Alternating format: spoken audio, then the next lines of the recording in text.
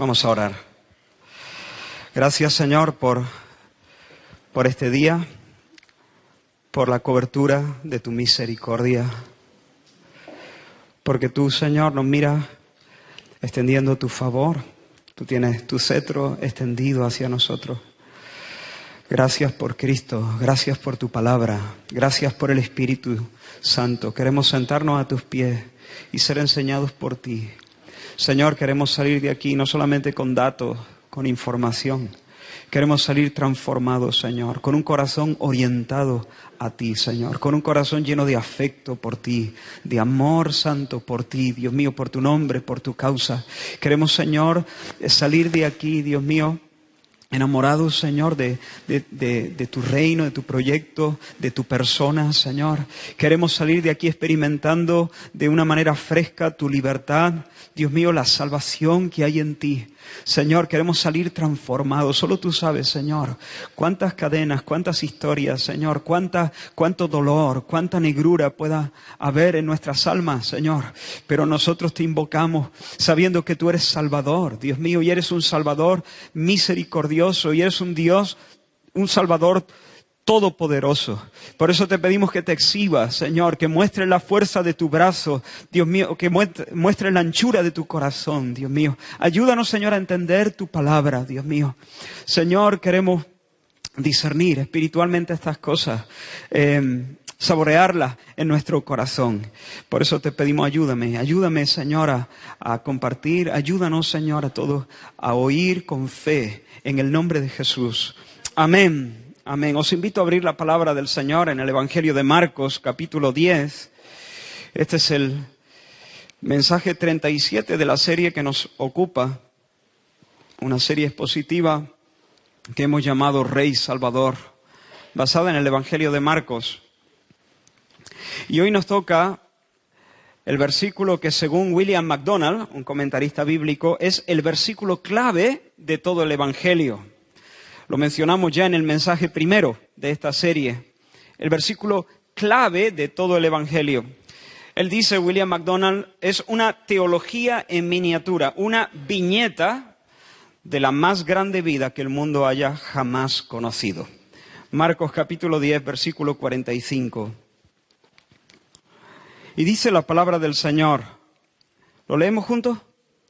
Marcos 10, 45.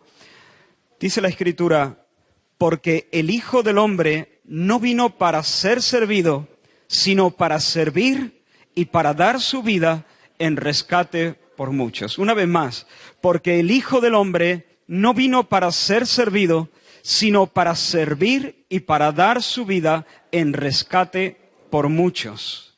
La semana pasada vimos a Jesús caminando hacia Jerusalén con determinación, abriendo brecha, ¿lo recordáis?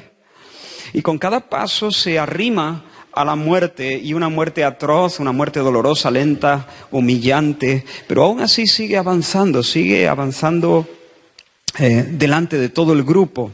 Él ha venido a darse a sí mismo y nada lo va a detener. Su norte, dijimos, es el placer de Dios. Eso es lo que Él busca. Hacia allí se orienta el placer de Dios y la bendición y la salvación de su pueblo. Y luego se detiene a anunciarles su muerte por tercera vez. Por tercera vez Jesús les anuncia a los 12 las cosas que le han de acontecer en Jerusalén. Y no lo hace para desahogarse, ni para mendigar atenciones, ni para ser el centro de las miradas de todos, sino lo hace para prepararles, para afirmar su fe, para disponerles para que en la hora de su muerte, en esa hora oscura de prueba, ellos no se vuelvan atrás, para hacerles saber que lo que va a ocurrir responde a un plan concreto trazado en la eternidad, que el Señor no ha perdido los papeles, no ha soltado la rienda, sino que todo se está llevando a cabo según el propósito de Dios. Y mientras Jesús se está dando sin reserva, yendo hacia Jerusalén y ministrando a los suyos y preparando a los suyos para la hora que se acerca, mientras eso sucede, los 12 compiten por 2 asientos. ¿Recuerdas? A Juan y Santiago se le acercan junto a su madre y le piden que en su reino le dejen flanquearle, uno a la derecha y otro a la izquierda. Y por su parte los 10 se molestan, se resienten contra ellos porque dijimos que en sus corazones está también esa ambición egoísta. Ellos también quieren los asientos de honor. Los 12 quieren ser grandes, pero quieren ser grandes no según Dios, sino según la forma del mundo. El mundo tiene su versión de lo que es ser grande y Dios tiene una totalmente diferente. Ellos quieren ser grandes según el mundo, ellos quieren sobresalir, ellos quieren dejar de ser del montón, ellos quieren alcanzar las cumbres, pero ser grande no es sobresalir. Ser grande no es sobresalir. Ser grande, según Dios, es dar la vida en servicio abnegado.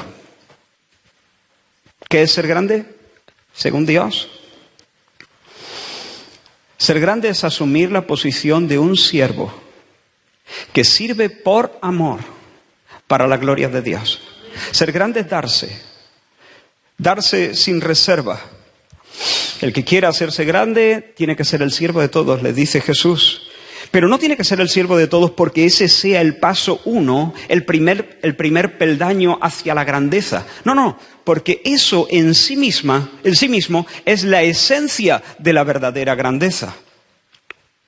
Servicio humilde por amor, para la gloria de Dios. Esa es la esencia de la grandeza. Y ese es el contexto en el que Jesús pronuncia las palabras que acabamos de leer. Porque el Hijo del Hombre, los que son grandes, los gobernantes se enseñorean de las naciones, tienen potestad y ejercen su potestad sobre ellas. Pero entre vosotros no será así. El que quiera hacerse grande será el servidor de cada uno de los demás. El servidor de todos, porque el Hijo del Hombre no vino para ser servido, sino para servir y para dar su vida en rescate por muchos. Y yo quisiera que de una manera sencilla pudiéramos meditar en algunas cosas sobre este texto. Lo primero que quiero decir, hermanos, sobre este texto es que bien entendido nos humilla. Nuestros egos son humillados si entendemos bien este texto. Repito, porque el Hijo del Hombre no vino para ser servido, sino para servir y dar su vida. ¿Y para dar su vida en qué? En rescate por muchos. Así que si Jesús ha venido a rescatarnos y a hacerlo al precio de su vida, dar su vida en rescate, entonces hay dos cosas que nosotros podemos saber con certeza acerca de nosotros mismos. Dos cosas sencillas que caen por su peso, caen de maduras. La primera es que éramos esclavos. Esclavos. Los libres no necesitan que se paguen un rescate para librarles. Son los esclavos los que necesitan ser rescatados. Los libres no, así como los sanos no necesitan ni al médico ni a sus remedios. El rescate es un precio pagado para la liberación de un esclavo. La segunda cosa que sabemos acerca de nosotros mismos es que no solamente somos esclavos, sino que somos esclavos impotentes. Esclavos que no tenemos la más mínima posibilidad de librarnos a nosotros mismos. No podemos zafarnos de quien nos esclaviza, no podemos pagar nuestro propio rescate, no podemos hacer nada para erradicar la tragedia. De hecho, si hubiese habido otra manera, si hubiese habido una forma en la que nosotros hubiésemos podido liberarnos a nosotros mismos, ¿tú piensas que el Padre hubiese enviado a su querido Hijo? No, no lo hubiese enviado. Él es el amado de su corazón. Él es el amor de su corazón. Él es el unigénito del Padre. Si hubiese existido otra posibilidad, no lo hubiese enviado. Por lo tanto, lo primero que hace este texto es que nos humilla, nos pone en nuestro lugar. Éramos esclavos, y éramos esclavos totalmente impotentes para librarnos a nosotros mismos. El apóstol Pablo habla de todos los hijos de Adán en estos términos, y quiero que prestes atención. Él, dice cuando escribe a los Efesios capítulo 2, Él, hablando de Dios, os dio vida a vosotros cuando estabais muertos en vuestros delitos y pecados. ¿Estábamos? Muertos en delitos y pecados. Básicamente la idea aquí es que éramos absolutamente insensibles para con Dios. No entendemos a Dios, no buscamos a Dios, nuestro corazón no se orienta a Dios, no podemos gustar las cosas de Dios, no podemos identificarnos con Dios, no podemos tener ningún tipo de comunión con Dios porque somos como este púlpito para mí. Esto es madera, no le puedo contar mis problemas, no puedo tener una relación de amistad. No podemos andar juntos bajo el mismo yugo, compartiendo la vida y los retos. ¿Por qué? Porque esto es materia muerta, es completamente insensible, es otra cosa, está completamente distanciado de mí. Esa es la idea cuando dice estábamos muertos. En nuestra condición de pecadores estábamos completamente ajenos, insensibles a Dios como una piedra. Pero no solo eso, dice, en los cuales, en estos pecados y en estos delitos, anduvisteis en otro tiempo siguiendo la corriente de este mundo, conforme o de acuerdo al príncipe de la potestad del aire. ¿Quién es? El diablo.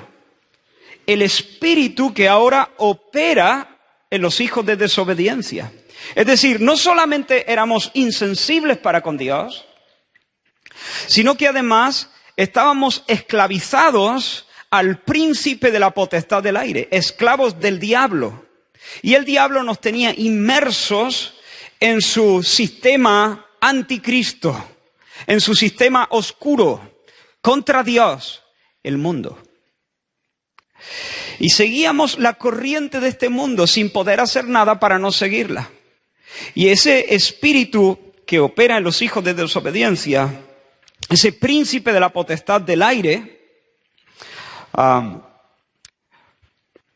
ese príncipe de la potestad del aire que nos coloca bajo ese sistema llamado mundo, dice que opera en los hijos de desobediencia. Y esa palabra opera es la palabra energeo. Y implica que ejerce una influencia efectiva. Es decir, que el diablo realmente hace lo que quiere, consigue su propósito, está gobernando la vida de los hijos de desobediencia, está operando con eficacia. ¿Se entiende? Así que, muertos para con Dios, esclavos del diablo, pero no solo eso, mira, entre los cuales también todos nosotros vivimos en otro tiempo, en los deseos de nuestra carne, haciendo la voluntad de la carne y de los pensamientos. Y éramos por naturaleza hijos de ira, lo mismo que los demás. Así que vivíamos en otro tiempo según los deseos de nuestra carne, haciendo la voluntad de la carne y de los pensamientos. Una pregunta, ¿es el hombre libre? ¿Los hijos de Adán son libres?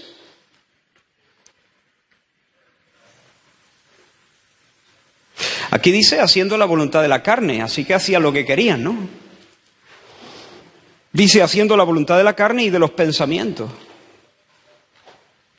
En cierto sentido, sí, porque hacemos lo que queremos. Pero la Biblia nos dice claramente que nosotros, si bien en cierto sentido, hasta cierto punto, hacemos lo que queremos, no queremos lo que debemos. Somos libres para hacer lo que queremos, en cierto sentido, no de manera ilimitada. Pero no somos libres para querer lo que debemos querer.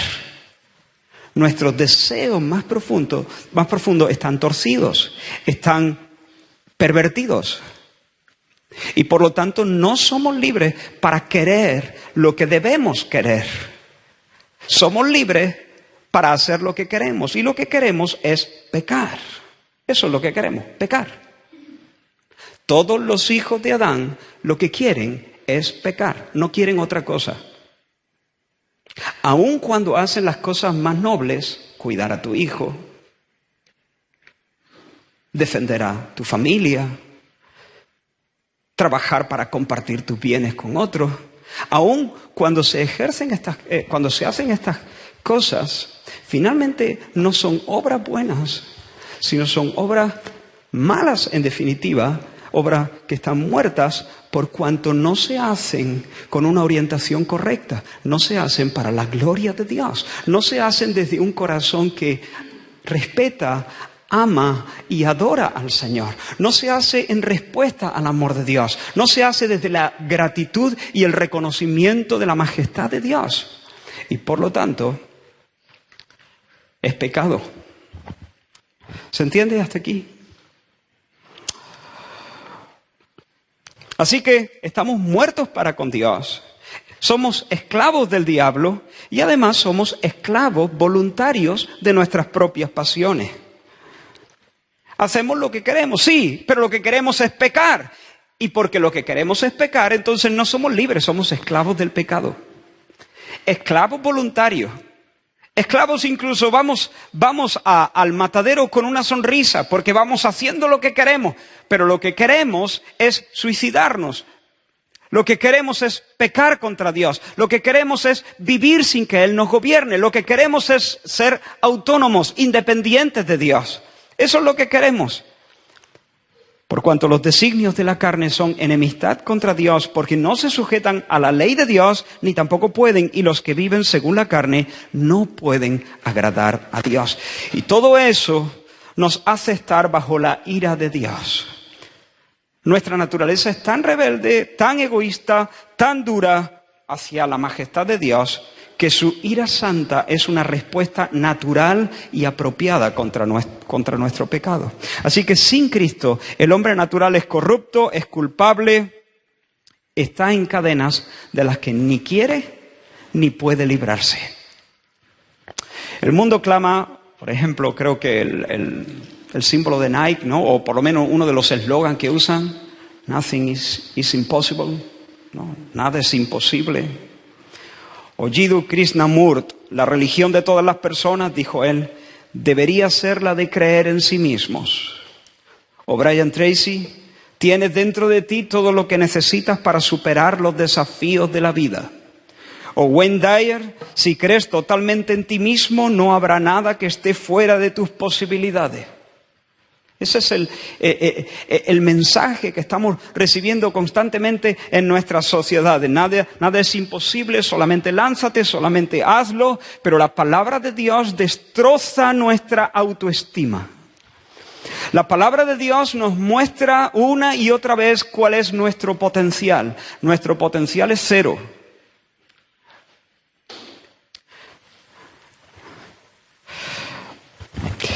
Y si hay alguien aquí que todavía no ha nacido de Dios, permíteme que con todo respeto y con toda seriedad te diga, no eres la gran cosa. Si tú no has nacido de nuevo, yo te mentiría y te haría mucho mal si yo te dijese, tú puedes, nada es imposible, atrévete, corre, persigue tu sueño, esfuérzate, escala las cimas. Eso es lo que te está diciendo el mundo. Pero el mensaje que yo te digo es otro. Si tú no has nacido de Dios, no puedes. No puedes. Eres un esclavo de tus propias pasiones. No puedes, no eres libre. Esclavo del diablo, quien está operando en tu vida a su gusto. Y te está llevando a un lugar que será para tu eterna ruina. No puedes. No tienes un gran potencial. Estás muerto en relación a las cosas de Dios. No le conoces, no le percibes, no le entiendes, no le quieres. Estás mal. Y si eres creyente, si has experimentado el perdón de tus pecados, entonces te digo, gloríate en el Señor. No te tires besitos a ti mismo. Gloríate en el Señor, porque ¿qué tienes que no hayas recibido? Y si lo que tienes lo recibiste, entonces ¿Por qué vivir como si no lo hubiéramos recibido? Como si lo hubiéramos conseguido nosotros a base de nuestra entrega y nuestra oración y nuestra persistencia. Lo que tenemos lo hemos recibido. Y como lo hemos recibido, lo que toca es cantar alabanza. Lo que toca es agradecer al Señor. Lo que toca es vivir con un corazón agradecido. Y no jactarnos sino en el Señor que lo hizo todo por nosotros. Amén. Ahora, esta es la primera cosa que quería decir acerca de este texto. El texto nos pone en nuestro lugar. Nosotros somos los muchos que necesitan rescate. Los muchos que necesitan rescate. Los presos, los esclavos, los de potencial cero, los impotentes, los inhábiles. Esos somos. Pero, ¿qué hizo el Señor ante esa necesidad? El Hijo del Hombre, ¿qué dice? Vino. No se quedó. No dijo, eso no es mi problema. Yo, allá ellos, el que la hace la paga. Ese es un asunto de ellos. Sino que el Hijo aceptó de buena gana la propuesta del Padre. No solo de buena gana, aceptó con ilusión, la aceptó con entusiasmo, la aceptó con fuego en su corazón, la aceptó apasionadamente, aceptó con entusiasmo el plan redentor del Padre. Vino. Y por la forma en que Jesús habla de sí mismo, fíjate, por la fraseología que usa, se da a entender que Él ya existía antes de ser concebido en el vientre de María. Es decir, no dice nació el Hijo del Hombre que ya existía, vino a este mundo, dicen otras versiones. Ya existía antes de estar en el vientre de la Virgen María. En ese momento, sí, vino, pero no comenzó a ser, porque ya era eternamente. De hecho, no ha habido ningún momento en que Jesús no haya sido. Juan capítulo 1, versículo 1, en el principio era el verbo, logos, la palabra de Dios. El Hijo es al Padre como la palabra al pensamiento. Te hago un reto. Venga, te doy 10 segundos. Intenta pensar sin palabra. No se puede. Déjalo. Nosotros pensamos con palabras, con el lenguaje. Y de esa manera la palabra y el lenguaje, el pensamiento y la palabra, el lenguaje van juntos como la primera y la segunda persona de la Trinidad. Dios y la palabra, logos, el verbo. El verbo era Dios. El principio era el verbo y el verbo era con Dios. Y el verbo era Dios. Era Dios, era con Dios en el principio. Antes de todas las cosas, Él era Dios, Él era con Dios. ¿Te emocionan estas cosas? Este es el gran tema. No hay tema más maravilloso que este. Dios trino. Y nunca nosotros podremos sondear la profundidad de la belleza de esta relación entre Dios Padre, Dios Hijo y Dios Espíritu Santo y el gozo resultante de esta relación. Este era en el principio con Dios, sigue diciendo Juan. Todas las cosas por Él fueron hechas y sin Él nada de lo que ha sido hecho fue hecho. O por ejemplo Pablo cuando escribe a los Colosenses dice, Él es la imagen del Dios invisible, hablando de Cristo. El primogénito de toda creación. No significa el primer ser creado, sino el príncipe, el primero, el principal de toda la creación. El que tiene el dominio, el rango, los galones. Porque en Él, en Cristo, fueron creadas todas las cosas, las que hay en los cielos y las que hay en la tierra, visibles e invisible, sean tronos, sean dominios, sean principados, sean potestades, todo fue creado por medio de Él y para Él. Y Él es antes de todas las cosas y todas las cosas en Él subsisten. Cristo es el eterno. Cristo es el principal. Cristo es el agente de la creación. Cristo es el fin, la meta de la creación. Cristo es el precursor. Cristo es el gobernante sustentador de todas las cosas. Dios, glorioso, disfrutando de una existencia eterna en el seno de la Trinidad. Y vino.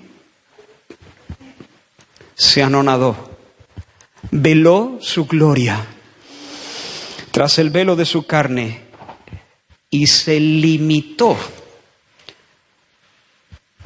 a los límites, por así decirlo, de la humanidad.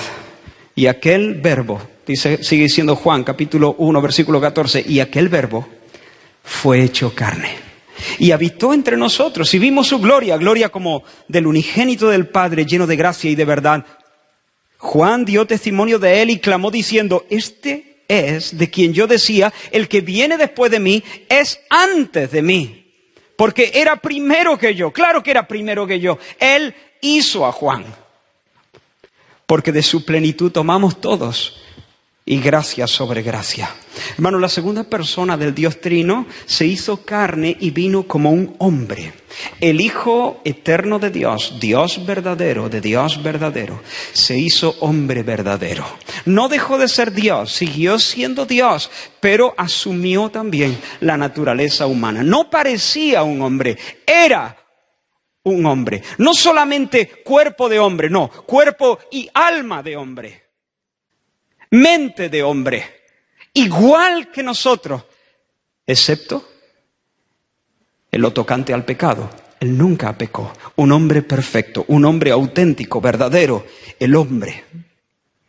Siguió siendo, en su encarnación, siguió siendo Dios. Él no renunció a su deidad mientras estuvo en la tierra. Él siguió siendo Dios. Siguió siendo lo que era, pero comenzó a ser lo que no era, lo que no había sido. Siguió siendo Dios, pero se convirtió en lo que no había sido. Él nunca había sido una persona y se hizo una persona. Así que el bebé Jesús, intenta imaginar la escena, el bebé Jesús en el regazo de María necesita ser amamantado, sostenido y hay que cambiarle el pañal. Como hombre se limita a sí mismo al punto que tiene que ser cargado en brazos y como María lo suelte, no podrá levantarse. Y sin embargo, ese bebé que necesita ser cargado en brazos es Dios. Y como Dios, Él sostiene el pulso de las venas de su madre. Él sostiene la órbita de los planetas mientras está allí, en los brazos de su madre.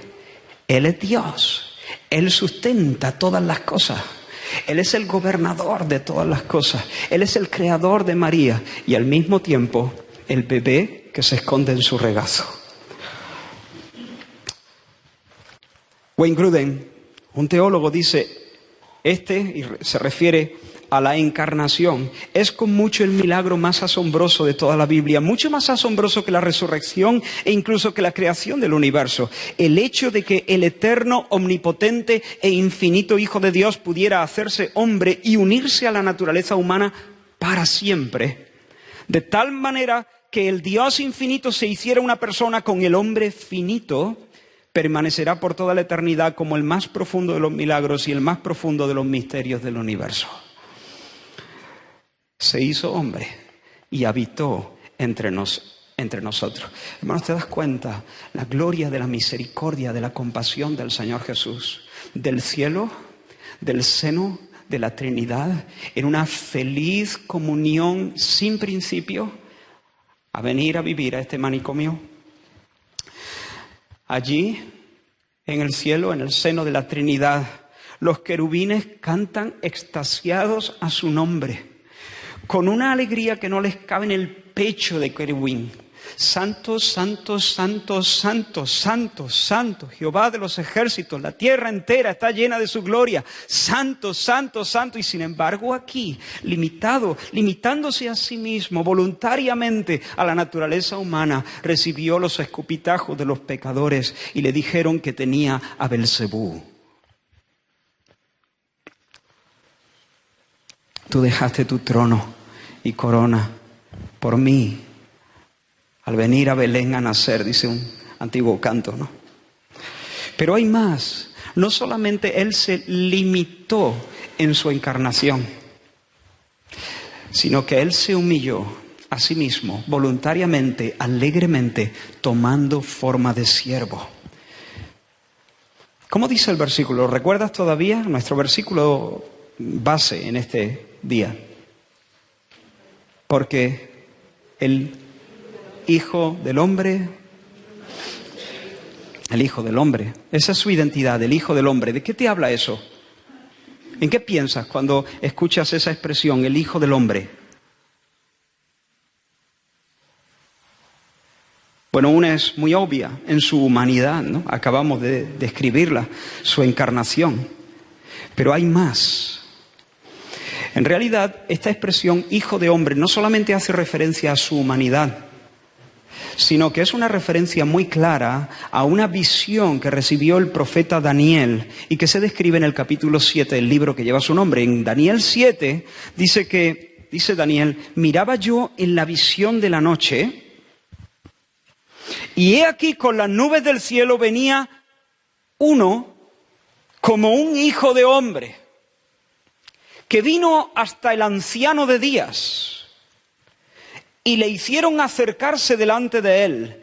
Y le fue dado a este hijo de hombre dominio, gloria y reino, para que todos los pueblos, naciones y lenguas le sirvieran. ¿Le qué? Le sirvieran. Su dominio es dominio eterno, que nunca pasará. Y su reino uno que no será destruido. Hijo de hombre, vi como un hijo de hombre que se acercó al trono, al anciano de días, y allí se le dio el dominio absoluto sobre todas las cosas.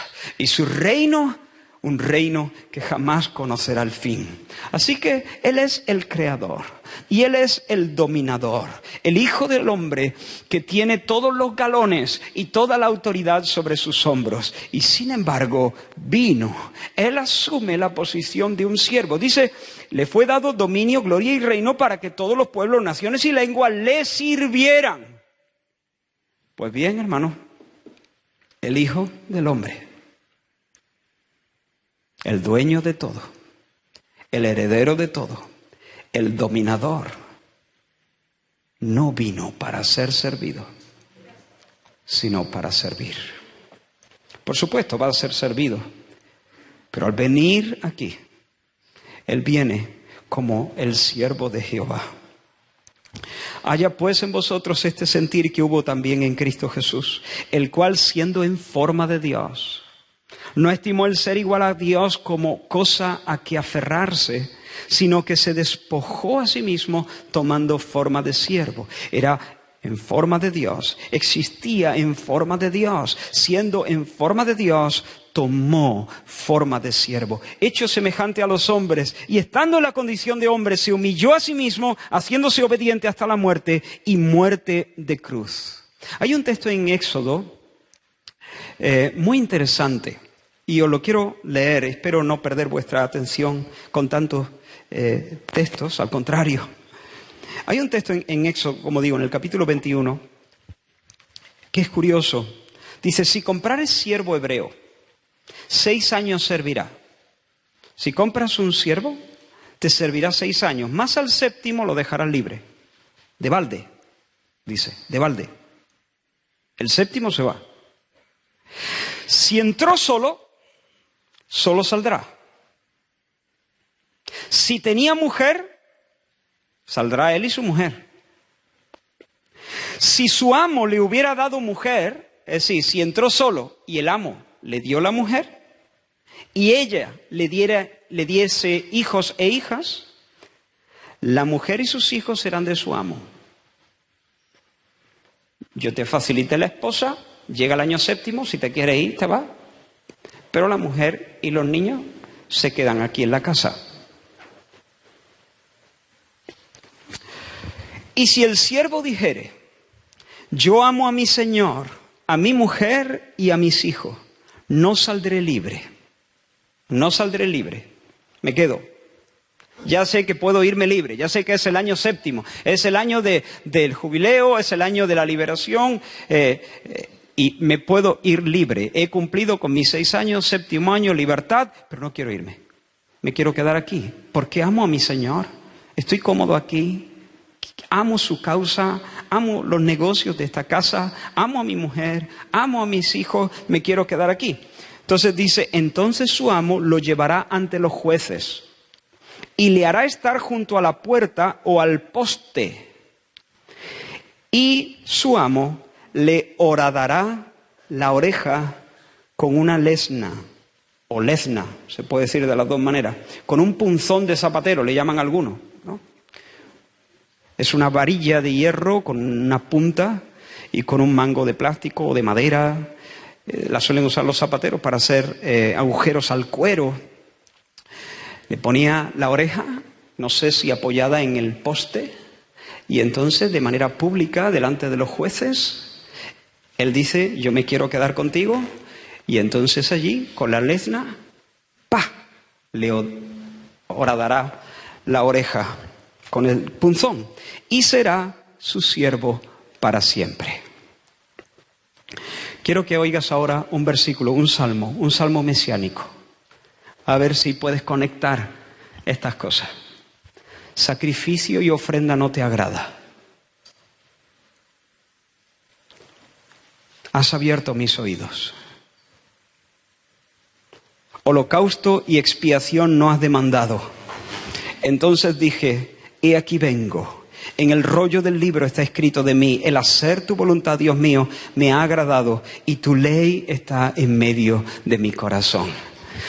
Dios había establecido un sistema de sacrificios para cubrir temporalmente el pecado, hasta darle la solución definitiva. Y en el Salmo se dice, sacrificio y ofrenda no te agradan, pero me has perforado el oído.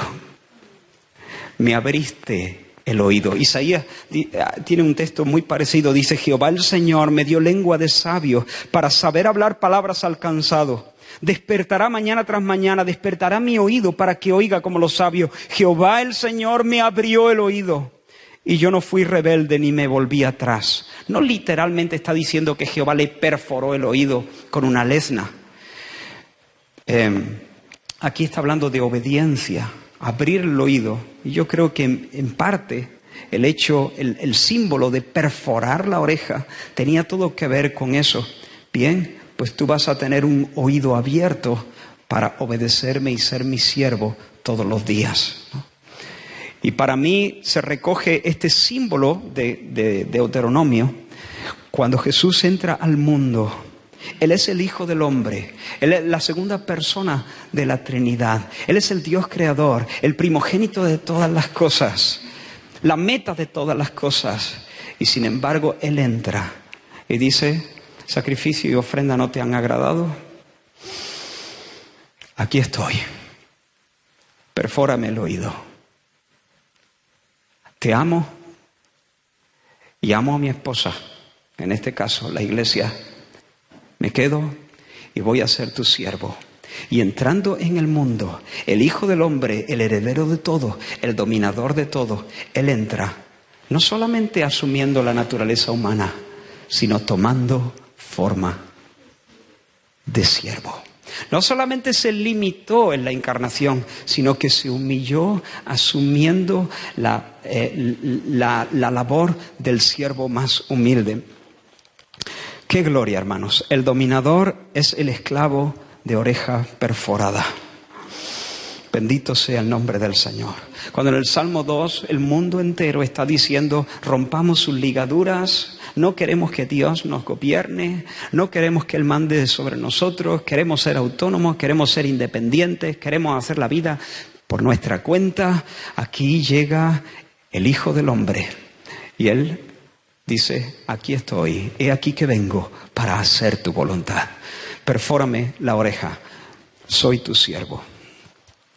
Y no solamente eso, dice, el Hijo del Hombre vino no para ser servido, sino para servir. ¿Y cómo iba a servir el Hijo del Hombre? El texto termina diciéndolo. Para servir y para poner su vida en rescate por muchos. El Hijo del Hombre tenía el propósito de servir poniendo su vida en rescate por muchos. Y aquí esa palabra por no significa en beneficio de muchos, sino en lugar de muchos. Y esta expresión habla de que la muerte de Jesús para pagar el rescate fue una muerte vicaria. Y un texto más en hebreo. Dice, porque la sangre de los toros y de los machos cabríos no puede quitar los pecados. Hebreos 10. Por lo cual, entrando en el mundo, dice, y ahora hace una referencia al Salmo 40 que acabo de leer, sacrificio y ofrenda no quisiste, mas me preparaste cuerpo. Hay una variación ahí, tomada de la Septuaginta. Mas me preparaste cuerpo. Holocaustos y expiaciones por el pecado no te agradaron. Entonces dije, he aquí que vengo, oh Dios, para hacer tu voluntad, como en el rollo del libro está escrito de mí. Diciendo primero, sacrificio y ofrenda y holocausto y expiaciones por el pecado no quisiste, ni te agradaron. Y diciendo luego, he aquí que vengo, oh Dios, para hacer tu voluntad, quítalo primero para establecer esto último. En esa voluntad somos santificados mediante la ofrenda del cuerpo de Jesucristo hecha una vez para siempre. Pedro dice que hemos sido rescatados de nuestra vana manera de vivir, la cual recibimos de nuestros padres, no con cosas corruptibles como el oro o como la plata, sino con la sangre preciosa de Cristo, como de un cordero sin mancha y sin contaminación. Y hermanos, esta es la esencia del Evangelio. Somos esclavos impotentes, pero Jesús no se quedó, Jesús vino. En primer lugar, se limitó, asumiendo las limitaciones de una naturaleza humana, y vino a vivir entre nosotros. ¿Y eso para qué? Para asumir el rol del siervo, que iba a llevar a cabo voluntariamente, obedientemente, el plan de redención. ¿Y en qué consistía? Consistía en pagar con su propia vida el rescate de los esclavos. Cristo llevó nuestros pecados en su cuerpo sobre el madero. Esa es la esencia del Evangelio. Cristo llevó en su cuerpo nuestros pecados en el madero. Primera de Pedro 2:24. Es decir, Cristo se sometió voluntariamente al castigo, a la ira de Dios provocada por nuestros pecados, de tal manera que recibiendo Él el golpe de la espada de Dios, nosotros fuésemos librados para siempre. El hombre estaba en deuda con la justicia de Dios. Y la justicia de Dios demandaba la vida de cada uno. Dios había dicho, el alma que pecare morirá. ¿Quién ha pecado aquí? ¿Alguien no ha pecado? Voy a decir algo y no es broma. Esto, de tanto decirlo, pudiera ser que nuestros corazones como se endurecen y dejamos de percibir el filo de estas verdades. ¿Has pecado? ¿Has pecado contra Dios? ¿Has transgredido la ley de Dios? ¿Has hecho algo que Dios prohíbe? ¿O has dejado de hacer algo que Dios manda? ¿Alguna vez no hiciste algo que Dios manda? Por ejemplo, amarle por encima de todas las cosas. ¿O amar a tu prójimo como a ti mismo? ¿O alguna vez has hecho algo que Dios prohíbe? Por ejemplo, mentir o codiciar algo que no es tuyo. Poner tu corazón en las riquezas, confiar en ellas.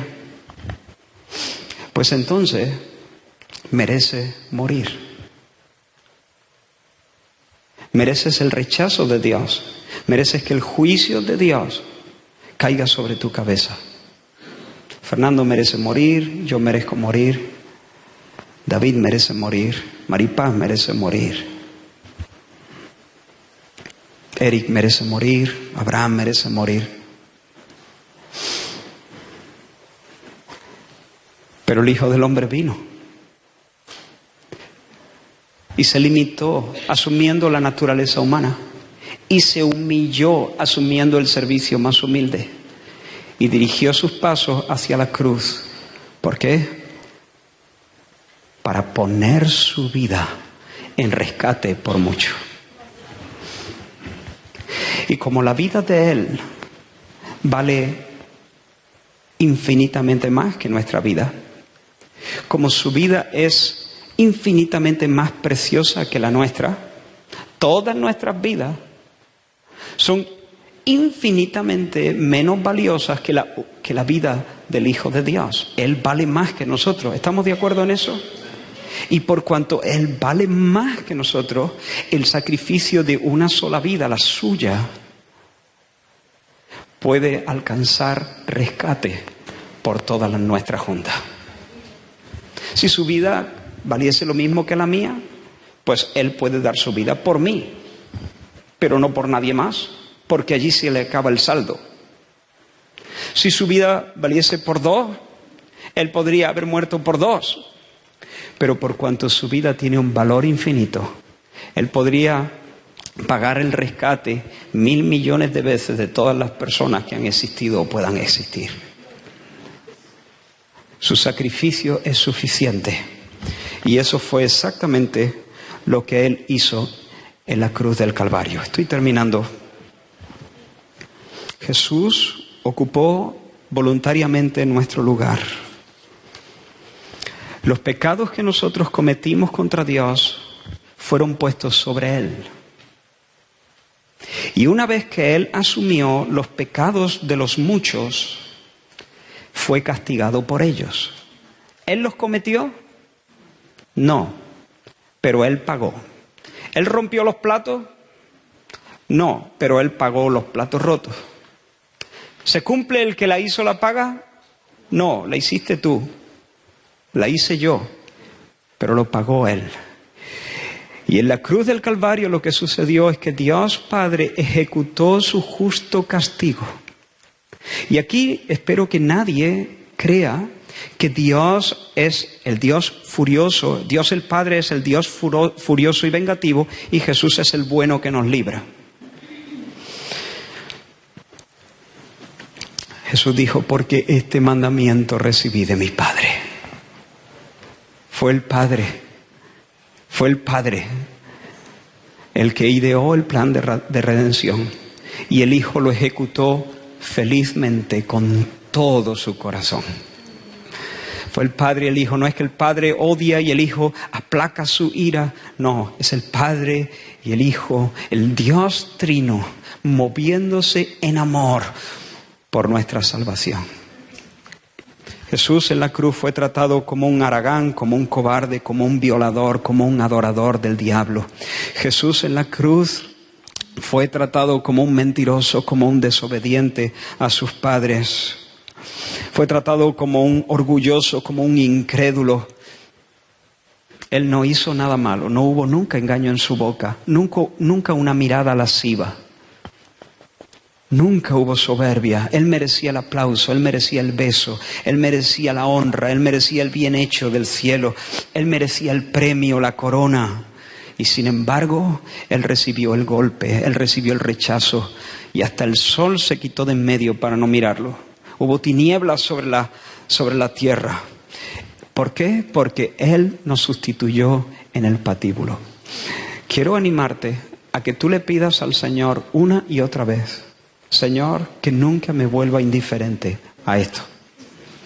Señor, no permitas que mi mente y mi corazón se engrosen de tal manera que la cruz no despierte mis emociones más hondas, no despierte mi gratitud, mi asombro, mi maravilla. Ayúdame, Señor, siempre a ser consciente del viaje que tú has hecho, por así decirlo. Ayúdame a ser consciente del paso que tú has dado.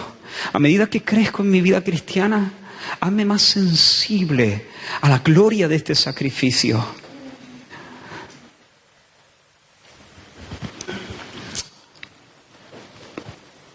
Y allí en el lugar del exilio, en el lugar de debilidad, de humillación, justo antes de que el corazón le reventara, ardiendo en fiebre, gritó: está hecho, consumado es. Nuestra deuda había quedado saldada, sus méritos ahora son puestos en nuestra cuenta. Y ahora Dios Padre nos puede ver revestidos de su justicia y su mérito. ¿Nosotros hemos hecho eso? ¿Nosotros hemos hecho buenas obras? No. Pero ahora Dios nos ve como si las hubiésemos hecho. En la cruz Dios Padre, como he dicho tantas veces, trató a Dios Hijo como si Dios Hijo hubiera vivido nuestra vida para poder tratarnos a nosotros como si hubiéramos vivido la suya. Y termino con el último punto. Hermanos, esto es más que un ejemplo. Por supuesto es un ejemplo. Los grandes se enseñorean, pero entre vosotros no será así. Quien quiera ser grande debe ser el siervo de todos, porque el Hijo del Hombre no vino para ser servido, sino para servir y para dar su vida en rescate por muchos. Cristo es nuestro ejemplo. Y en cada creyente debería haber un anhelo sincero y una orientación espiritual hacia el servicio, hacia una disposición para buscar lo del otro. Y Cristo es nuestro ejemplo. Pero hermanos, es mucho más que un ejemplo, es mucho más que un modelo.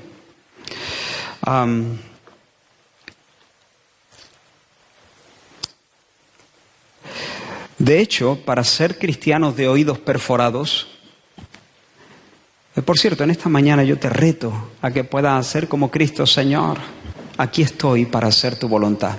Tu servicio no tiene la altura del suyo. Tú no vas a morir vicariamente por nadie, pero hay una obra, hay una tarea que hacer. Y yo espero que en esta mañana cada persona aquí pueda decir: Señor, te amo a ti, amo tu causa, perfórame el oído. Aquí estoy, he aquí que vengo para hacer tu voluntad. Por siempre. De hecho, ser cristiano es haber sido taladrado por el punzón de Dios. Nadie es cristiano a menos que haya reconocido y proclamado profundamente desde sus entrañas: Jesús manda, Jesús es el Señor. Pero en esta mañana te animo a renovar eso, a caminar por la vida como un esclavo de oreja taladrada. Te debes al Señor, te debes a su voz. Por lo tanto, cada mañana que el Señor despierte tu oído para oír su voz y para obedecerle. Amén. Pero como digo, más que un ejemplo, necesitamos más que nada, hermanos, más que nada, no servir al Señor, sino ser servidos por el Señor. ¿Por qué? Porque el Hijo del Hombre no vino para ser servido, sino para servir. ¿Para servir a quién? Servir al Padre, pero también servirnos a nosotros. De hecho, el Evangelio es una convocatoria a ser servidos. No te pierdas aquí, estoy terminando, pero no te pierdas aquí. El Evangelio es, antes de una convocatoria para servir al Señor, es una convocatoria para ser servidos por el Señor. El Evangelio es una llamada a sentarse y comer. Porque ¿cuál es el mayor? Dice Jesús en Lucas. ¿Cuál es el mayor? ¿El que se sienta a la mesa o el que sirve? Dímelo. ¿Cuál es el mayor? ¿El que se sienta o el que sirve? No es el que se sienta a la mesa, dice Jesús. Hablando humanamente, el que se sienta es el mayor, el camarero es el menor, ¿no? El rey se sienta a la mesa y los súbditos le sirven. Mas yo estoy entre vosotros como el que sirve, dice Jesús. Así que, ¿cuál es nuestra parte cuando Jesús viene como el siervo de oreja taladrada? ¿Cuál es nuestra parte? Sentarnos y comer. Sentarnos y comer. Hermanos, ser cristiano es dejarse servir. De hecho, nadie es cristiano si no se deja servir.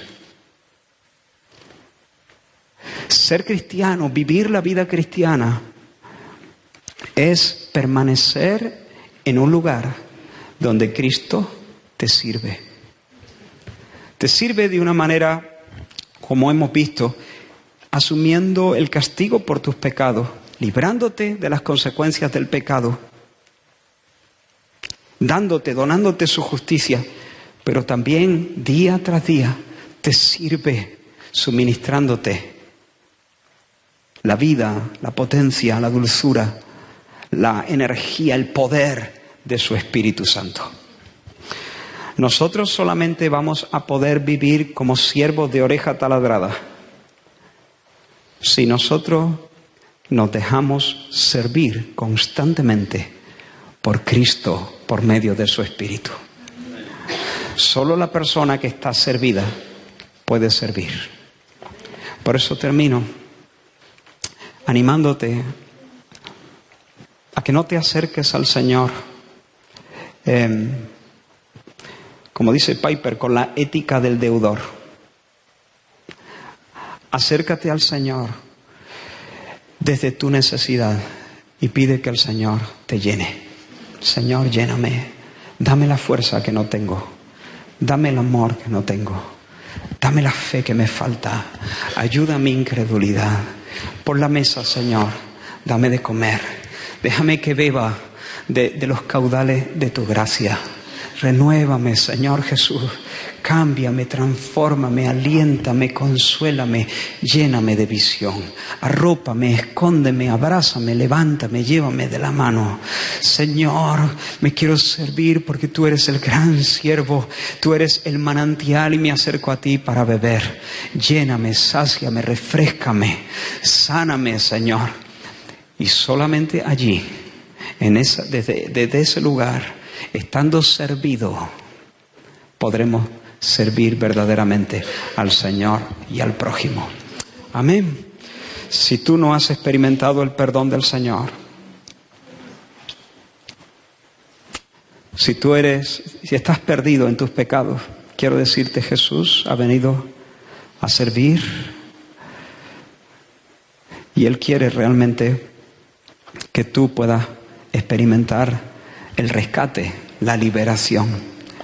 Clama a Él, reconoce tu pecado. Señor, yo merezco la muerte, yo he pecado, soy completamente impotente de salvarme a mí mismo y necesito tu servicio, necesito tu ministerio, necesito la obra que solo tú puedes hacer a mi favor. Aquí estoy, Señor, sálvame, perdona mi pecado. Creo en ti, confío en tu fuerza, confío en tu justicia, corro a los brazos de tu amor. Me abandono, Señor. Le digo, no confío en mí mismo, ni en mi justicia, ni en mis obras, ni en mi dinero, ni confío en nadie más, ni en una religión, ni en la iglesia evangélica. Me abandono en tus brazos, Señor. Me arrepiento de haber estado viviendo por mi cuenta y declaro que tú eres el Señor.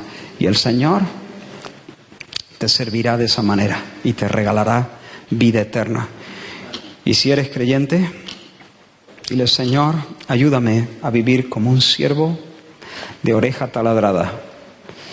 Pero, Señor, me acerco para comer a tu mesa. Me dejo servir por ti. Me dejo llenar por ti. Me dejo ministrar por ti. Gracias, Señor. Gracias, Señor, por recorrer el camino, Dios mío, por cerrar la brecha, por venir a nuestro encuentro. Gracias por venir, Señor, y limitarte en tu encarnación. Gracias por asumir, Señor, el lugar del siervo más humilde. Y gracias por dar tu vida por mucho. Recibimos tu ministerio. Recibimos tu ministerio. Queremos, Señor, danos un corazón humilde para recibir esto. Que podamos hacerlo como niños y podamos experimentar que es una verdad que transforma día tras día nuestra vida. En el nombre de Jesús. Amén.